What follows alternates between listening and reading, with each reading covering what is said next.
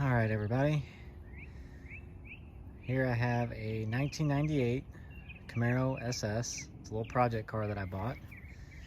It is sort of a basket case. The previous owner was trying to go very drag car-ish with it, and as you know, I'm not much of a drag car person. So little odds and ends on this car need to be fixed and changed out and gone through to remedy that. For starters, when I bought the car, I noticed that the brake rotor, rear brake rotor, has a hole in it. So I'm going to be changing out the brake rotor today. First order of business is the easiest way, I think, is I'm going to just take off the caliper bracket, pull the whole assembly off. There's two bolts. They are 15 millimeters. 15 millimeter socket. There's one here. There's one down at the bottom. Had to break loose. This one actually up top is finger tight. So I'm gonna change the brake rotor first and put the new one on. That way at least I know this thing won't come apart any farther, hopefully. You can tell that his drag wheels in the rear were rubbing really bad. Or not really bad, but they were rubbing.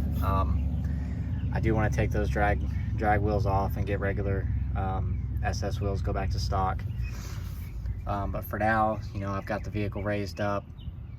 I don't have a driveway, so it is rather muddy, so I don't want to show you that because I don't want anybody to replicate how dangerous I have this car supported at the moment. But I've got some safety nets in case the car falls off the jack. Obviously, I've got jack stands to keep me from getting injured. Anyway, so first order of business is take care of this, and it'll also help me. He's got a couple of broken studs. I guess incorrectly did his little mag lugs on the other side and in the front. Take care of that tomorrow, hopefully. But while I'm doing this, this will also give me an opportunity to be able to tell whether I'm going to get these studs off without pulling the axle. There you go. So the caliper bracket and the caliper assembly, all pads still stayed in there. Pull it right off after you take out those two bolts from the back of the axle here. And yeah, the caliper supported, just holding it up there for a second. Put the new rotor on, hold it in place. There's the old rotor with the big giant hole.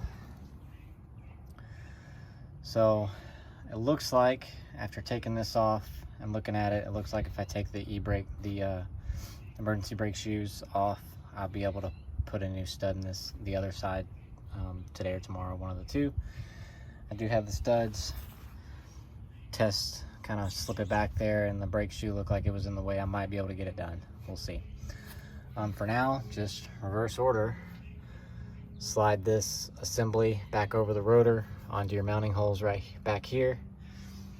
Tighten them up and down the road.